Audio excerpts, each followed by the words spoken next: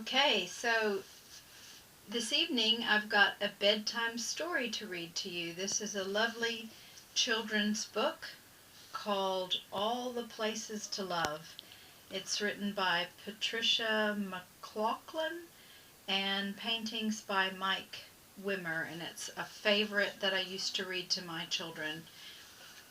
Also gave a copy of this to one of my midwives after she had her first baby.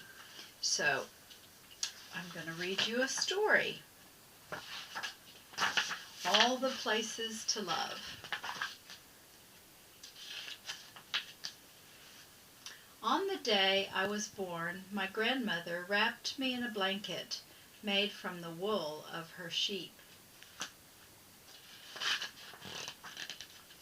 I used to cry when I read this book because it reminds me of my grandparents and the blueberries on their farm and the river. So hopefully I won't cry when I read it to you tonight. She held me up in the open window so that what I heard first was the wind. What I saw first were all the places to love.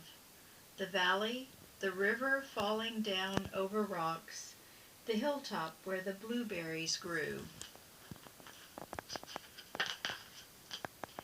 My grandfather was painting the barn, and when he saw me, he cried. He carved my name, Eli, on a rafter beside his name and grandmother's name and the names of my papa and mama. Mama carried me on her shoulders before I could walk. Through the meadows and hayfields, the cows watched us and the sheep scattered. The dogs ran ahead, looking back with sly smiles. When the grass was high, only their tails showed.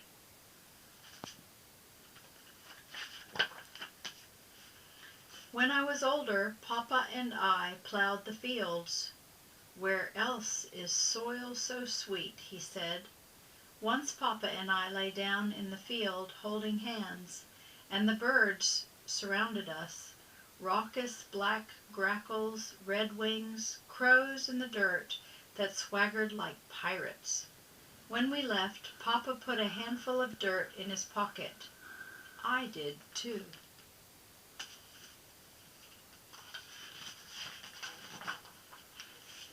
My grandmother loved the river best of all the places to love. That sound, like a whisper, she said, gathering in pools, where trout flashed like jewels in the sunlight. Grandmother sailed little bark boats downriver to me with messages.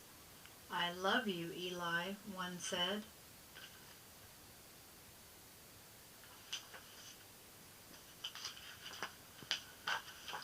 We jumped from rock to rock to rock across the river to where the woods began, where bunchberry grew under the pine needle path and trillium bloomed. Under the beech tree was a soft, rounded bed where a deer had slept. The bed was warm when I touched it.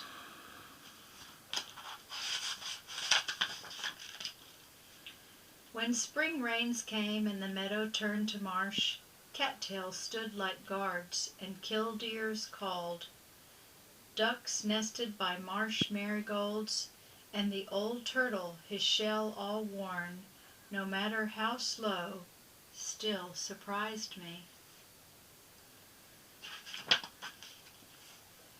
Sometimes we climbed to the place Mama loved best, with our blueberry buckets and a chair for my grandmother, to the blueberry barren where no trees grew, the sky an arm's length away, where marsh hawks skimmed over the land, and bears came to eat fruit, and wild turkeys left footprints for us to find, like messages.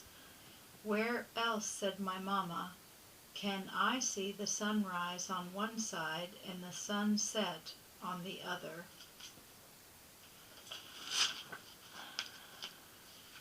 My grandfather's barn is sweet-smelling and dark and cool. Leather harnesses hang like paintings against old wood, and hay dust floats like gold in the air. Grandfather once lived in the city, and once he lived by the sea, but the barn is the place he loves most. Where else, he says, can the soft sound of cows chewing make all the difference in the world? And there's a yoke here with a couple of little mice in it that I'd always look at and pause there with my children when I'd read them this book. I was reading this book to my son Adam, who's almost 25 years old now, earlier, and he remembered the mice. Today we wait, him sitting on a wooden slat chair and me on the hay, until much later my grandmother holds up a small bundle in the open window, wrapped in a blanket made from the wool of her sheep, and my grandfather cries. Sound familiar? Together we carved the name Sylvie in the rafter beside the names of grandfather and grandmother and my mama and papa and me. My sister is born. Someday I might live in the city, someday I might live by the sea, but soon I will carry Sylvie on my shoulders through the fields.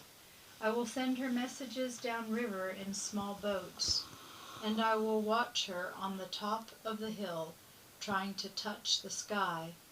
I will show her my favorite place, the marsh, where ducklings follow their mother like tiny tumbles of leaves.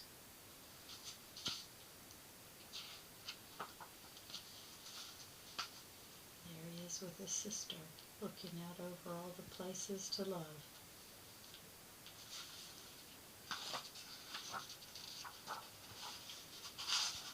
All the places to love are here, I'll tell her, no matter where you may live. Where else, I will say, does an old turtle crossing the path make all the difference in the world?